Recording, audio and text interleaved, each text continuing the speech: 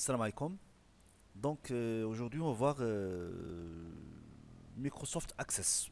Donc déjà c'est quoi Microsoft Access? Microsoft Access, c'est un programme, bien c'est un logiciel de la famille Microsoft, donc qui gère les bases de données. On dit SGBD, c'est-à-dire c'est la gestion des bases de données relationnelles.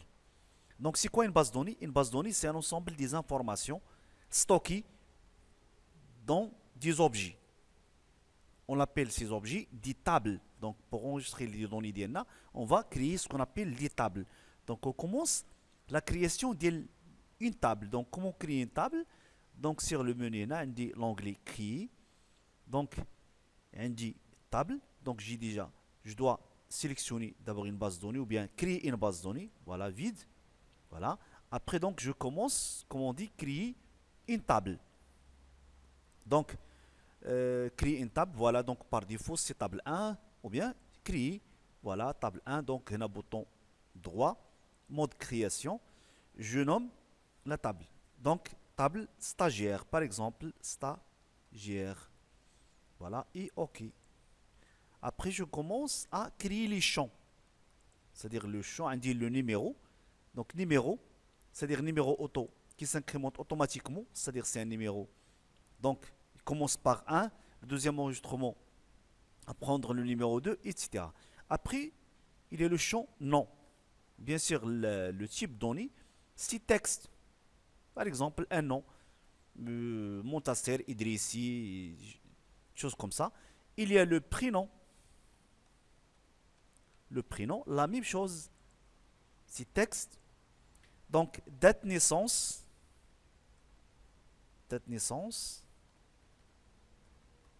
voilà, si date, format si date, voilà. Et, par exemple, ville, voilà. Donc, par exemple, voilà, j'ai créé la table d'Ali. Donc, afficher la table. Donc, enregistrer oui.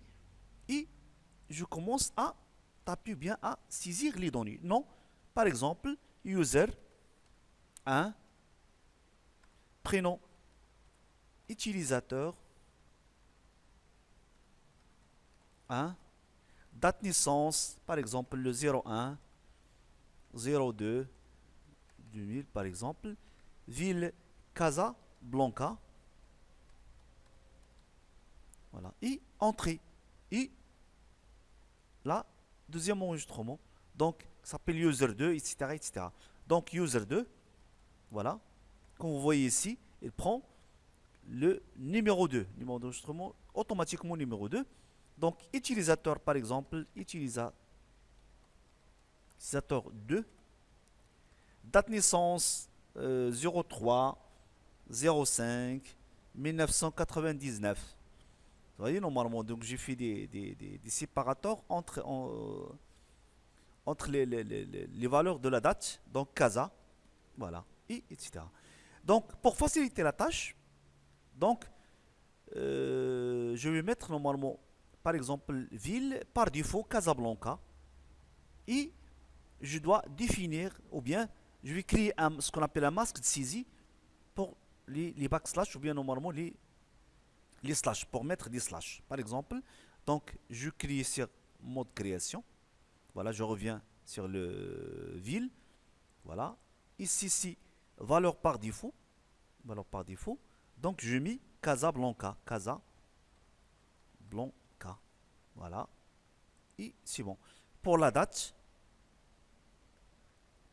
naissance, voilà. Donc ici, format. Donc date abrégée, par exemple. Ça, c'est le masque saisie. Oui. Enregistré d'abord, oui. Date abrégée. Voilà, des séparateurs.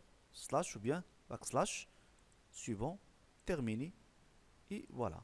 Et j'exécute afficher. Voilà, oui, enregistré. Vous voyez? Donc par défaut, ville, prendre la valeur Casablanca. Et si je user 3, donc utilisateur 3, date naissance, vous allez voir. Donc je tape 12, automatiquement va mettre des séparateurs. Voilà. 01 et 2000. Voilà. Ça, c'est pour créer une table avec des champs et avec des valeurs, mais avec des types donnés. Donc, on va enregistrer notre table.